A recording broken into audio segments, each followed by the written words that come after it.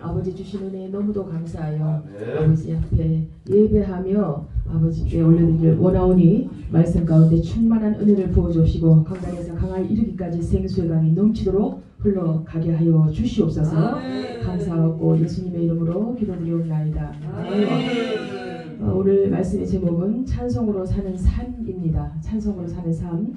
저와 여러분 찬송을 드리고 계셔요. 좀 전에 역동적인 몸 찬양으로 드려주신 그 워십과 또 찬양, 맑은 목소리를 하나님 앞에 영광 올려드린 두 분의 사역자분의 그 몸 찬양과 워십과 찬양이 하나님께서 귀하게 흥하시고 있습니다. 오늘 29편 30절로 36절 말씀은 찬송으로 사는 삶을 이렇게 하나님께 드려질 때 어떻게 우리가 드려져야 될지, 또 하나님께서는 우리를 어떻게 바라보시는지 여러 가지 큰 은혜를 나누는 귀한 시간 되길 원합니다. 찬송은 우리 삶에서 기도이고 그야말로 드려지는 건 줄 믿어요. 여러분께서 지금 식사하시고 난 후에 졸음이 오실 수 있어요. 그런데 그때 당시에 이제 여러분들 뒤를 잘 돌아보시면 내가 왜 졸고 있는가? 내가 왜 이 시간에 예배 자리에서 이러고 있을까? 가만히 돌아보시면 목소리가 작아서 그런 것 같아요. 그런데 제가 목소리를 키울게요. 할렐루야. 제가 목이 많이 쉬었어요. 목이 많이 쉬어서 아까 찬양 인도를 도저히 할 수 없는데 우리 오성춘 목사님께서 찬양을 드리면 목소리가 또 튑니다. 오죽하면 원키로 놓고 했겠습니까? 하나님께 영광 올려드립니다. 우리가 어떤 삶을 살아드려야 주님 앞에 찬송으로 사는 삶이 되어야 될지 생각해보면 첫 번째로 찬송은 하나님이 가장 기뻐하시는 제물입니다. 제물. 어떠한 제물보다도 구약에는 우리가 죽은 제물로 하나님 앞에 드렸어요. 그러나 신약에 와서는 산 제물. 무엇으로? 우리의 살아가는 삶으로 드려지는 것이에요. 그래서 하나님께서 기뻐하실 줄 믿습니다. 본문 31절에 이것이 소 곧 뿔과 굽이 있는 황소를 드림보다 여호와를 더욱 기쁘시게 함이 될 것이라. 이 말씀대로 저와 여러분이 한국에 찬양을 드리는 것이 얼마나 기쁘고 얼마나 감사한 일인지 몰라요. 우리가 사실은 이렇게 특송한 곡 드려주세요, 아니면 이렇게 하나님 앞에 영광 올려드렸으면 좋겠습니다, 이러한 것들이 사실 그냥 이루어지는 것 같지만 하나님의 계획 안에 있다 생각하신다면 얼마나 감사한 일인지 몰라요. 한 분 한 분 목소리가 다 다릅니다. 또 워십을 보시면 그분의 몸으로 드려지는 모든 것이 합당한 제물이 되어져서 향유 옥합으로 드려지는 기도가 되어지는 거예요.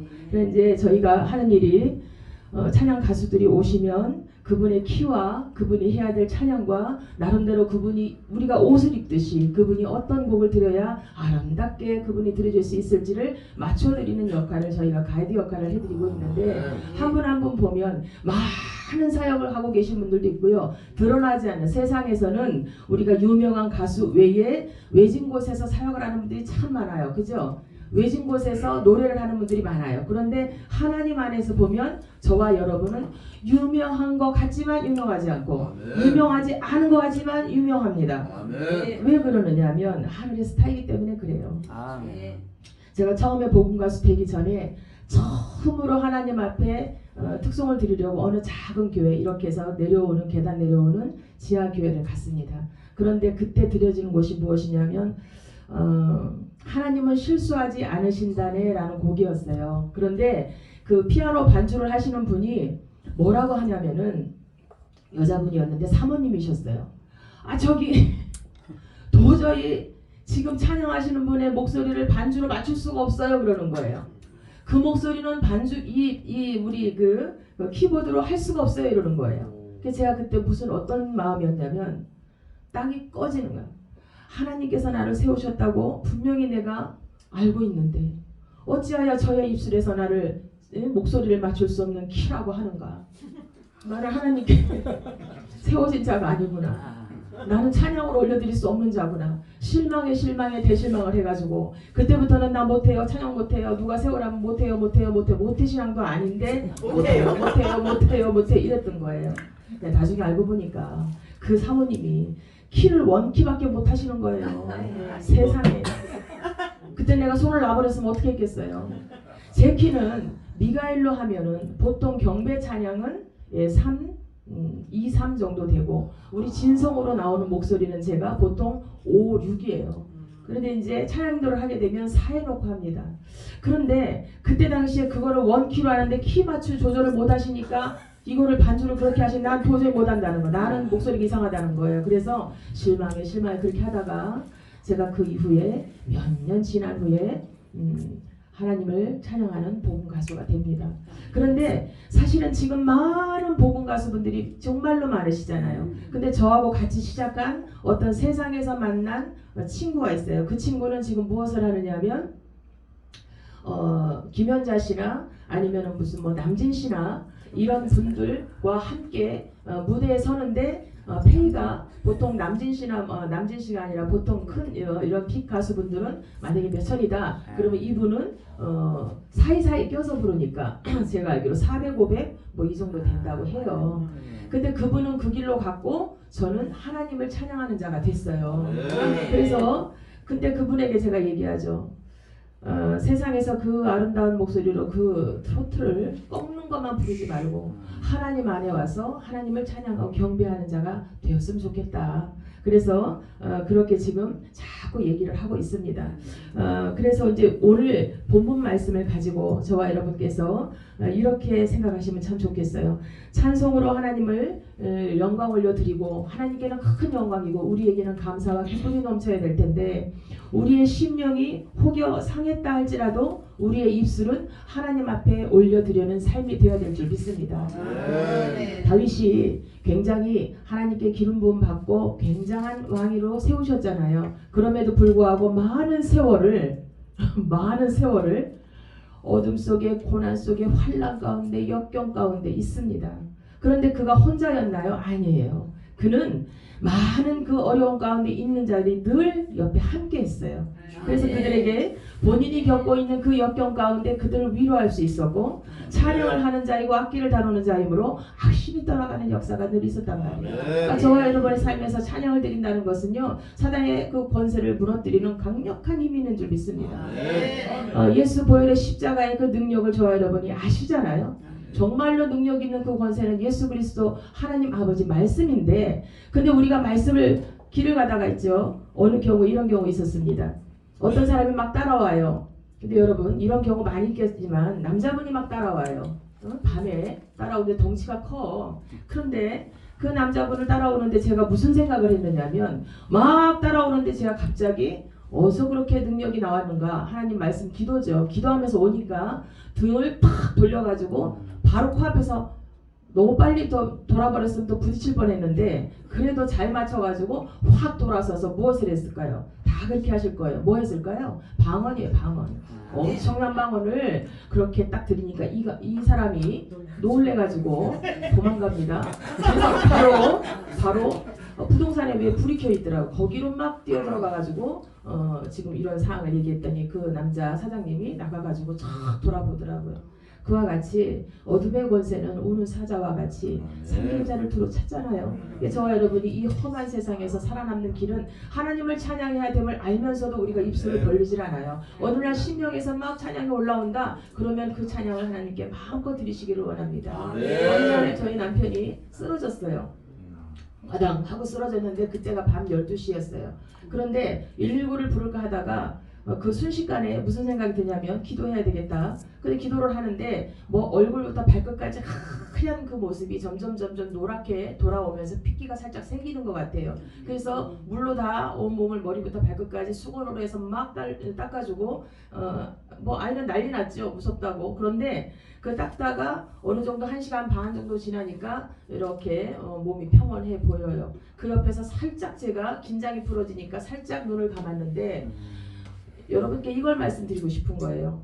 우리가 드려지는 찬양이 예배가 무엇이 되어야 하는지를 말씀드리고 싶어요. 어디선가 천군 천사의 그 소리 있죠. 소리가 들리는데 무슨 소리냐면 베드로가 예수님을 등지고 부인했을 때 회개하는 찬양이었어요. 근데 저는 이렇게 생각했거든. 그때마다 복음 가수이면서 남편이 작곡가인데도 불구하고 무슨 생각을 했냐면 천국에서 천사들이 그렇게 우리의 복음 가수 이런 은혜의 복음성가를 부를까? 회중을 향한 찬양을 하나님 받으실까? 이런 생각을 했어요. 그런데 천군 천사가 부르는 그 수도 없이 그 많은 천군 천사가 한꺼번에 모아서 드려지는 그 찬양은요, 찬송은 뭐였냐면 베드로의 그 회개의 찬양이었어요. 은혜의 복음성가였어요. 그래서 그 곡을 그대로 어떻게 했을까요? 들고 그 음율과 그 가사를 들고 그대로 핸드폰을 가져가서 화장실에 가서 곡을 그대로 녹음을 했어요. 제 목소리로 녹음을 해서 전달을 했습니다. 남편에게 나중에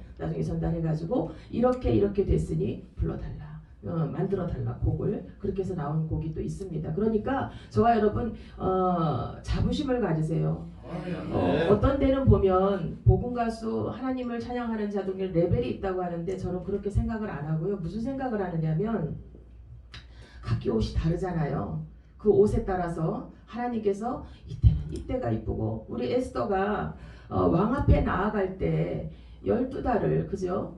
어떤 향으로 무엇으로 모든 것으로 정결하게 하는데 그때만큼 우리가 아수르 왕에게 나아가는 그 에스더가 가지고 있는 그 마음가짐, 몸가짐, 행해지는 모든 것들이 우리의 삶이잖아요. 우리가 연약한 가운데 있었던 때가 묻었던 무엇이 있든 그것들이 다 하나님 앞에 가는 그날까지 신부로 서는 그날까지 깨끗하게 씻겨지는 겁니다.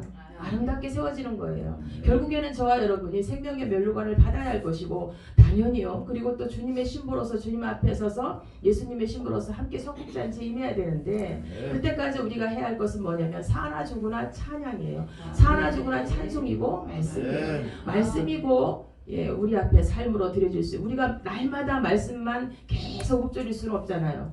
고린도전서 14장 15절에 보면 내가 영어로 기도하고 마음으로 기도하고 영어로 찬송하고 마음으로 찬송한다는 그 말씀대로 우리가 날마다 그렇게 기도해야 되는 거죠. 그래서 그런 삶을 살아드렸으면 좋겠습니다. 우리가 바울을 보면 바울이 옥중에 갇혔을 때요. 이 말씀 드리면서 마치겠습니다. 옥중에 갇혔을 때 바울과 실라가 옥중에서 찬양을 드렸어요. 그죠? 찬송함에 흔들리고 옥문이 확 열렸단 말이에요. 모든 매임이 풀었단 말이에요. 그러면 저와 여러분의 삶에서 찬송을 신실하게 드리는데 어떻게 매인 것들에게 우리가 무너질 수가 있겠어요? 사단의 그 악한 권세에 저희가 넘어지지 않고 주님 앞에 갈 수 있는 것은 오직 다윗의 고백처럼 찬송하는 거예요. 찬양하는 거예요. 주님 앞에 드려지는 겁니다. 그러면 주님께서 우리를 아시니 우리의 삶을 다 아시니 우리가 기도하는 것 중에 다 말할 수 없는 때라도 정말로 깊은 공고함 속에 있을 때는 입도 떨어지지가 않아요. 한나와 같이 주님 앞에 딸까닥 입술을 놀릴 때도 하나님께서는 그 기도를 듣고 계셨더라는 거죠. 그가 엘리 제사장이 내 기도를 하나님께 들으셨다라고 말한 그 말을 받아버렸단 말이에요. 그 뒤로 먹고 마시고 아이를 가졌어요. 주님 앞에 드릴 아이를. 자, 그렇게 사무엘과 같은 귀한 종을 납니다. 우리는 지금부터 주님 앞에 서는 그날까지 찬송하며 주님께 나아갔으면 좋겠습니다. 되시기를 주님으로 축원드립니다. 감사합니다. 기도합니다. 하나님 감사합니다. 정말로 주님께 감사하여서 이렇게 주님 앞에 모였습니다. 주님 모임 우리에게 하늘의 신령한 은혜를 채워 주시옵소서. 모든 매인 것이 풀어지고 역사하심이 크신 것을 우리 눈으로 목도하게 하여 주옵소서. 감사하고 예수님의 이름으로 기도드리옵나이다. 아멘.